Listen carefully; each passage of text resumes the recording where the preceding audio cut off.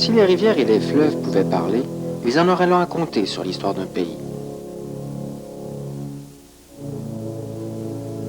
Jetons un regard en arrière et cherchons à savoir ce qui se passa, voici plus de 200 ans, le long des rives du fleuve Saint-Laurent.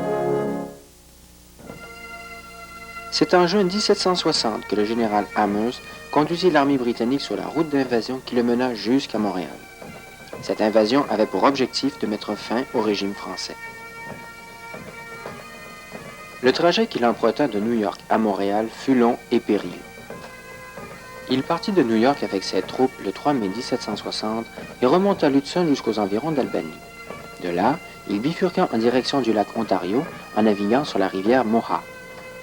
Il traversa la frontière séparant alors la Nouvelle-France de la Nouvelle-Angleterre et il se rendit ainsi jusqu'à Oswego sur les rives du lac Ontario. Les escarmouches avec les Français allaient commencer. Traversant le lac Ontario, il emprunta la voie du Saint-Laurent jusqu'à Pointe-au-Barry.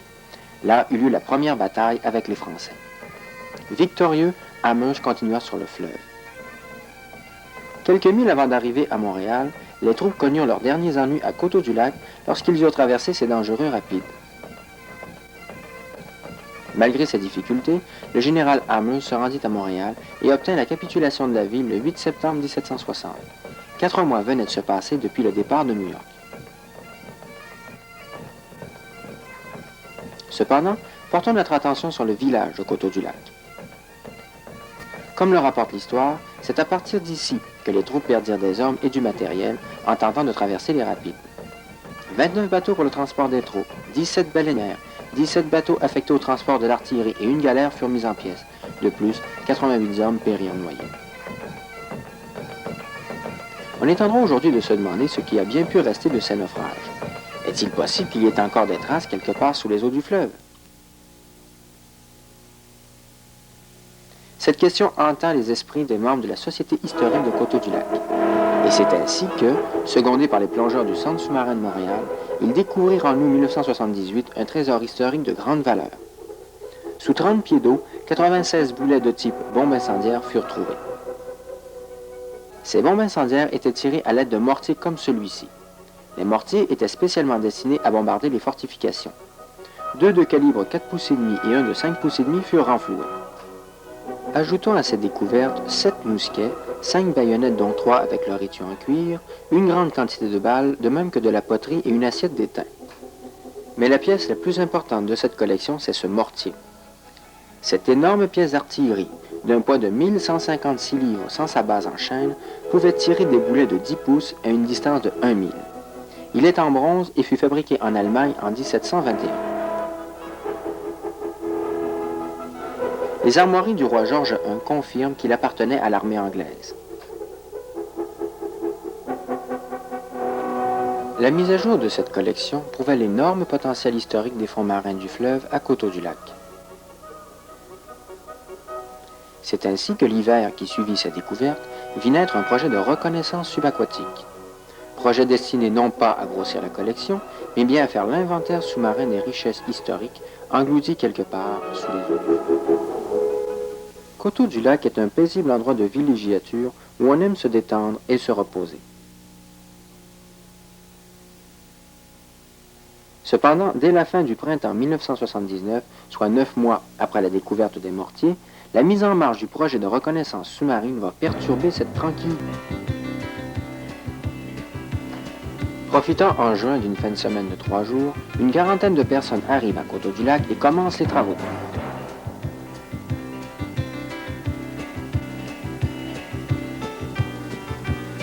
Tout est à faire, depuis l'aménagement du terrain de stationnement jusqu'à l'installation de services sanitaires, en passant par la construction de 2 quais pour amarrer les bateaux. Ces gens sont soit des plongeurs affiliés au centre sous-marin, soit des membres de la Société historique. Le travail ne manque pas et chacun aide à la mesure de ses moyens.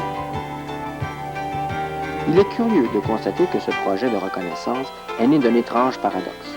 En effet, la loi provinciale sur les biens culturels interdit à quiconque de sortir des eaux un objet d'importance historique sans un permis spécial et sans l'autorisation d'un représentant du gouvernement. La Société historique a donc agi en marge de la loi en sortant des eaux des objets de valeur historique. Cependant, si les membres de la société ont agi ainsi, ce n'était pas pour défier la loi. Ils en ignoraient plutôt la portée. Leur but n'était pas de constituer une collection d'objets rares pour le bénéfice de quelques personnes, mais bien de mettre en valeur ces objets pour les faire connaître de tous. Le ministère des Affaires culturelles de qui relève cette loi reconnut les intentions honnêtes de la société et lui accorda, mais avec réticence, le bénéfice du doute. C'est pour opérer de la bonne façon que la société demanda et obtint un permis de reconnaissance archéologique. Le sérieux mis dans la préparation du projet a même permis à la société d'obtenir une subvention du ministère. Ce projet de reconnaissance se définit comme la recherche et l'inventaire de l'emplacement d'objets. Il ne s'agit donc pas de sortir de l'eau les objets que l'on trouve, mais bien de tout laisser en place. Cette reconnaissance servira à mieux évaluer le potentiel de la région, déjà très prometteur. Dans l'instructure du projet, l'étape des préparatifs prend fin avec la mise en service des 2 quais. La prochaine étape consiste à mettre au point une méthode de recherche. C'est ici que la société fait appel à Daniel Laroche. En plus d'être lui-même plongeur, Daniel est archéologue de formation et il est délégué par le gouvernement comme conseiller scientifique du projet. Il installa des points de repère le long de la rive encerclant la surface du fleuve où le permis de reconnaissance fut accordé. Ces points établissent un système de coordonnées pour le repérage des objets trouvés sous l'eau. Les repères divisent la surface à explorer en 25 corridors, larges de 20 mètres et pouvant atteindre 1,6 km de long.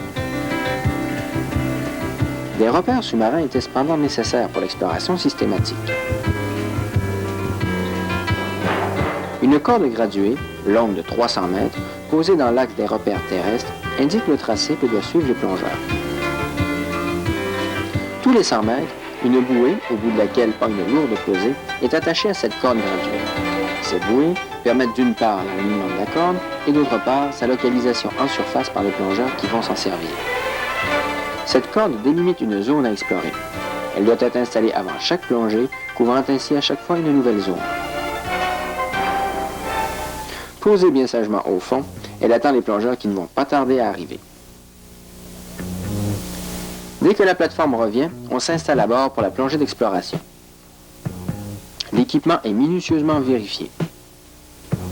Souvent, la plateforme est accompagnée de canaux pneumatiques qui la secondent dans le transport des plongeurs jusqu'au lieu de plongée.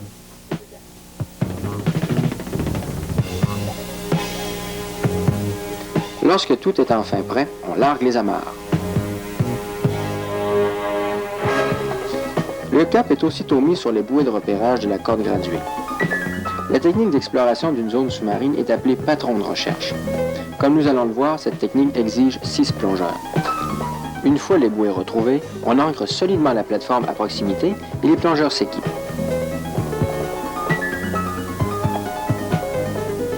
C'est sous l'eau que les plongeurs vont se retrouver pour commencer l'expédition de reconnaissance.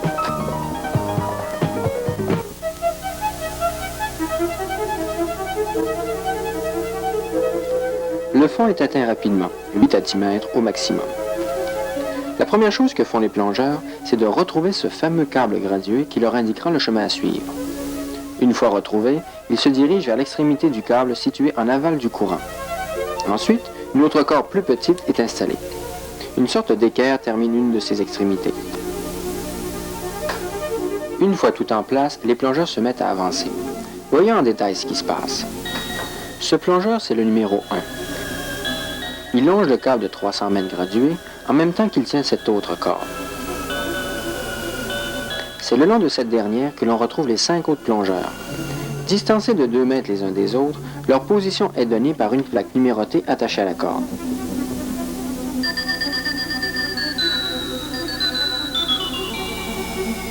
Le dernier plongeur, le numéro 6, manipule une équerre surmontée d'une boussole. Cet instrument lui permet de maintenir la corde perpendiculaire au long câble de 300 mètres. Le numéro 1, quant à lui, règle la vitesse.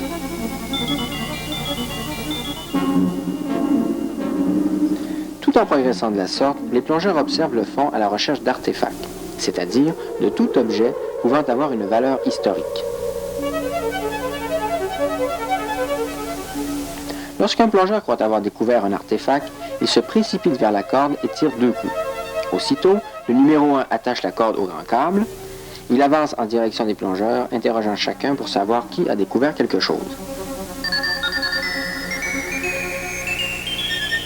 C'est souvent derrière un nuage de vase qu'ils le trouvent. La tâche du numéro 1 consiste alors à prendre une foule de notes sur l'artefact en question, sa description, l'environnement qui l'entoure et surtout sa position clairement définie par les cordes graduées. Il est important de remarquer qu'il s'agit vraiment d'une reconnaissance et non d'une fouille, car l'artefact est laissé à sa place au fond de l'eau. Une fois les notes complétées, le plongeur numéro 1 reprend la corde. Il donne 3 coups, le plongeur numéro 6 lui répond 1 coup et le groupe repart. Cette méthode de ratissage au peigne fin est efficace, mais elle exige une attention soutenue des plongeurs. Cette attention est mise à rude épreuve, surtout en sol rocailleux, où les roches prennent les formes les plus bizarres et où les objets bizarres imitent les formes des roches.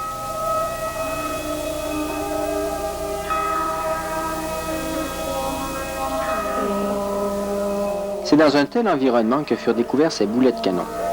Ils ont la même grosseur, la même couleur et la même texture que les roches. Leur seule particularité, c'est qu'ils ont une forme sphérique presque parfaite. Il est aisé d'évaluer le diamètre de ceux-ci à 25 cm environ. C'est la rouille qui déforme à ce point les boulets. Leur séjour de 200 ans dans le fleuve a été plus que suffisant pour attaquer leur forme en fonte. L'importance de cette découverte vient surtout du fait qu'elle a permis de situer l'emplacement exact où furent trouvés les fameux mortiers l'été précédent. Ces boulets sont en effet les quelques-uns laissés en place par les plongeurs lors du renflouement des mortiers et qui faisaient partie des objets entourant ceux-ci. Par les déductions qu'on peut tirer de la position d'un artefact, l'archéologie considère celle-ci nettement plus importante que l'artefact lui-même.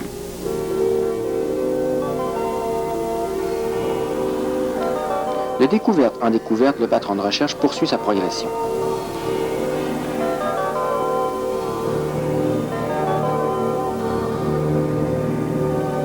Cependant, même si les plongeurs scrutent minutieusement le fond marin et prennent le plus d'informations possible sur les artefacts, leur travail serait très incomplet sans l'aide de la photographie. Par les renseignements qu'elles fournissent, ces photos font partie intégrante de la cueillette d'informations. Sans elles, on ne peut pas parler d'une bonne reconnaissance archéologique.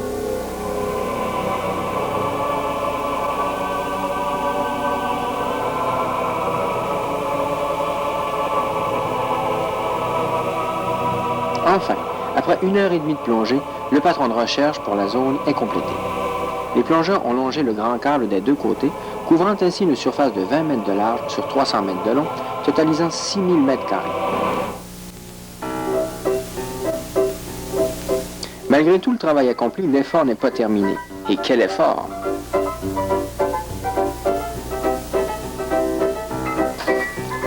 La température de l'eau se situe autour de 20 degrés Celsius. Pour une plongée d'une demi-heure, c'est la température idéale. Mais après 1h30, la fatigue et le froid ont raison des plongeurs. Un relevé de la consommation d'air de chaque plongeur est fait. De même, toute remarque pertinente sur les artefacts ou sur les améliorations à apporter à la plongée sont notées.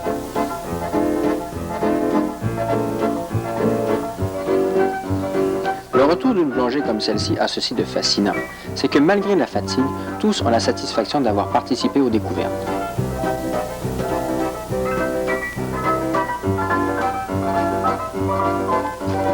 C'est autour du compresseur que les plongeurs se retrouvent pour remplir d'air leurs bouteilles. Mais le compresseur, c'est aussi la place du village des plongeurs. On discute de sa dernière plongée, de ce qu'on a vu, des impressions ressenties. D'ailleurs, tout plongeur sait que s'il cherche un autre plongeur, c'est près d'un compresseur qu'il va le trouver.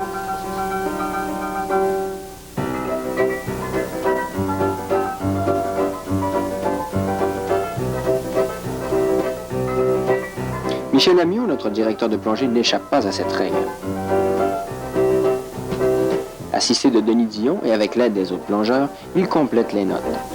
Les souvenirs étant encore frais en mémoire, des détails impossibles à décrire sous l'eau sont rajoutés. Cette dernière étape termine le rapport de reconnaissance pour cette plongée.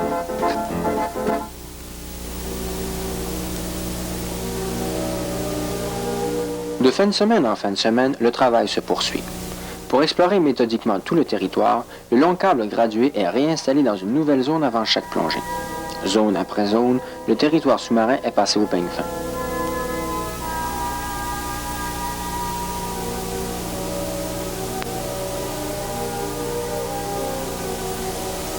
Plonger ainsi à la recherche du passé crée une étrange impression. La forme d'un tronc d'arbre ou d'une roche est trompeuse sous l'eau. L'imagination aidant, ce fond marin se transforme en un musée des champs de bataille.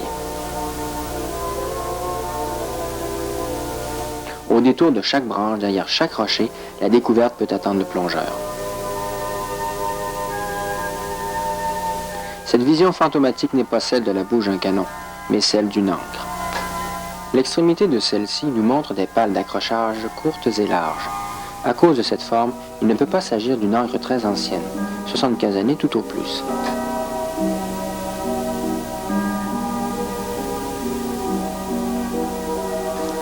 L'arbre central a une longueur de 2 mètres. D'un diamètre de 20 cm, il doit peser à lui seul 4 à 500 kg. Ce poids et cet encombrement auraient été beaucoup trop grands pour un des bateaux de la flotte du général Amherst. Même si cette encre ne correspond pas à la période que nous étudions, il est intéressant de savoir comment elle a été trouvée. Tout débuta par la découverte de gros maillons de chêne à moitié enfouis sous la vase. Ils semblaient mener quelque part.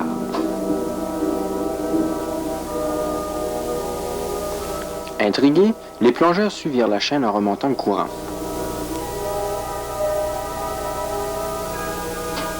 Leurs doutes se confirmèrent lorsqu'une quinzaine de mètres plus loin, enfouis sous beaucoup de vases, ils découvrirent l'ancre.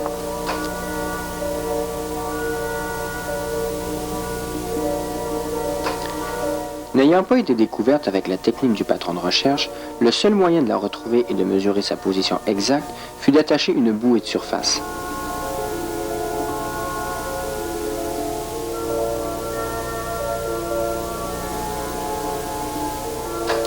Par curiosité, les plongeurs suivirent la chaîne jusqu'à l'autre extrémité.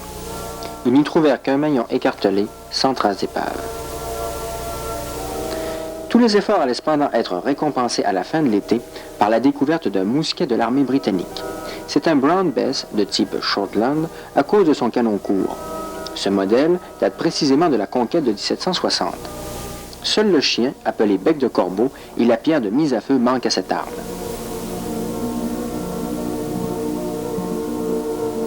Cette découverte très importante annonçait la fin du projet avec le venu du mois de septembre.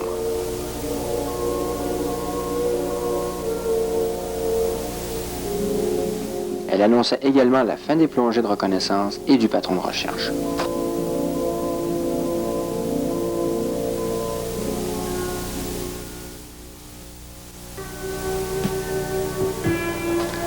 Après 3 mois d'intense activité, les rives du fleuve retrouvent leur calme perturbé. Le projet n'est pourtant pas terminé. Il faut compiler tous les rapports de plongée et faire le bilan des artefacts découverts.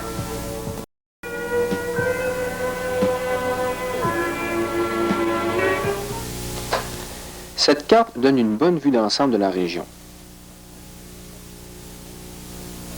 Lorsqu'Amherst passa par Coteau-du-Lac, il dut franchir les rapides indiqués en haut par la flèche. L'étude des courants nous montre que si un naufrage a eu lieu dans les rapides, les débris devraient se trouver dans la baie de Coteau-du-Lac. L'extrémité de cette baie, appelée Pointe du Diable, est indiquée par la flèche au bas de la carte. Ainsi, les artefacts intéressants pourraient se trouver dans cette baie, entre les deux flèches.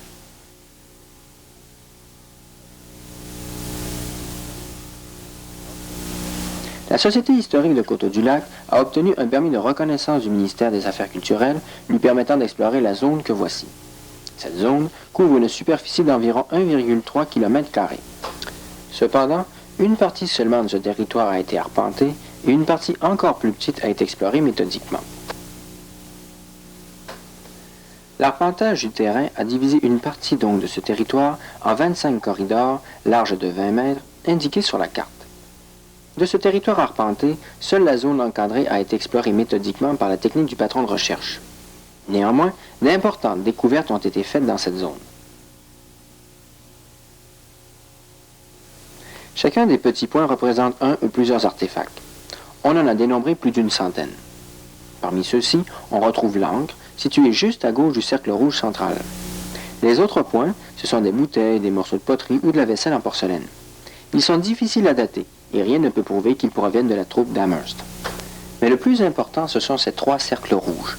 En haut, c'est un taste-vin en étain d'origine britannique. Au centre, ce sont les boulets, les petits mortiers, de même que le gros mortier.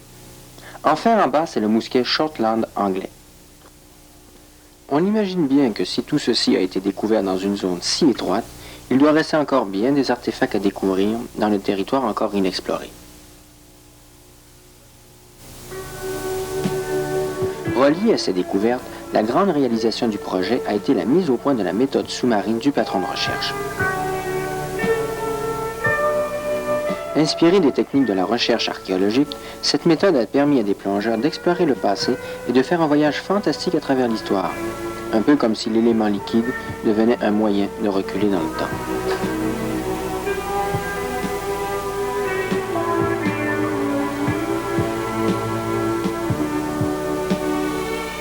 Le général Amos et ses troupes ne furent pas les seuls à passer par Coteau-du-Lac.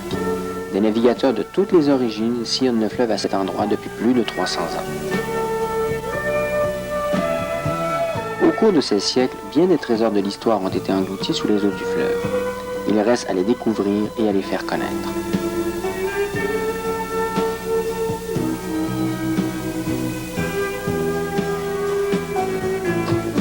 Le fleuve est un témoin de l'histoire. Une partie du livre de ses mémoires est écrite au fond des eaux. L'archéologie peut lire le contenu de ce livre, tandis que la plongée l'aide à en tourner les pages.